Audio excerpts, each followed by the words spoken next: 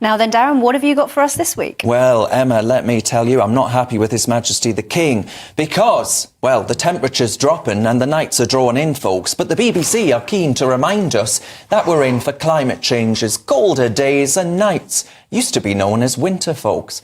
Meanwhile, Martin Lewis, the financial guru, is sounding the alarm bells. He says, prepare to shell out more for your energy bills than ever before, as January's energy price cap, the rise of that, starts to look like something like a bad hangover after a New Year's bash.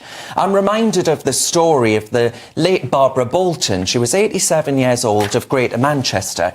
She was a widow and a retired pharmacy assistant. Now, folks, she was so petrified by the cost of her heating last winter that she chose to brave the cold.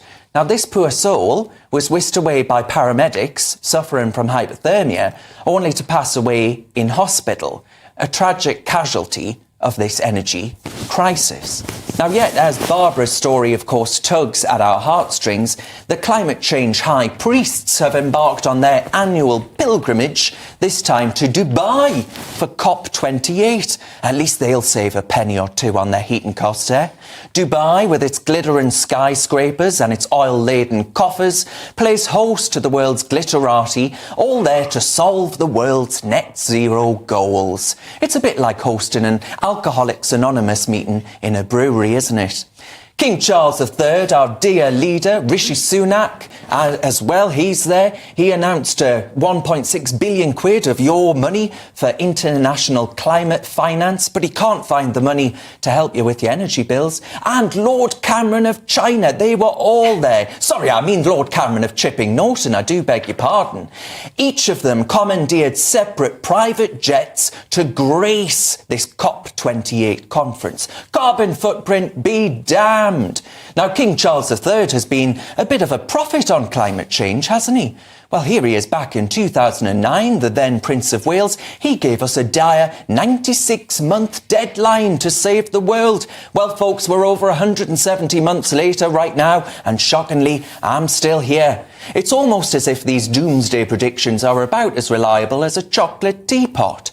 The net zero agenda, with its climate alarmism and calls for sacrifice, seems more about stripping away power, liberty and money from folks like Barbara Bolton. It's a medley of questionable science, skewed statistics and a smorgasbord of vested interests. And let's not forget the King's sartorial blunder, sporting a Greek tie amid a diplomatic tiff over the Elgin marbles. And I say, really, Your Majesty? Such antics only serve to tarnish his image in our eyes.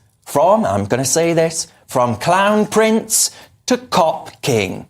Now, in doing so, making speeches far beyond anything our late and great Queen ever did, King Charles risks alienating large swathes of Brits who see right through the hot air billowing from these climate conferences. I think it's high time the King realised he is now King. The hot air from Dubai isn't going to heat our homes or restock our bank balances.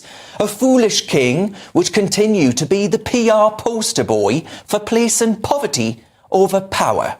Have you got what it takes to be a reasoned presenter? Well, send us a short clip of yourself to join@reasoned.uk and we might be seeing you on this very channel very soon indeed.